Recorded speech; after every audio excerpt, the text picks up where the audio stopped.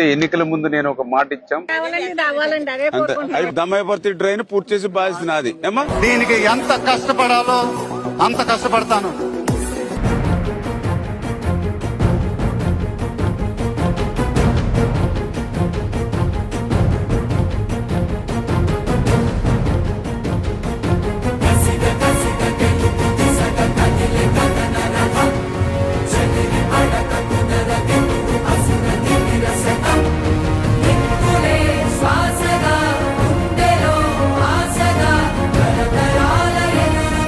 చాలా గొప్ప పని చేస్తున్నావు.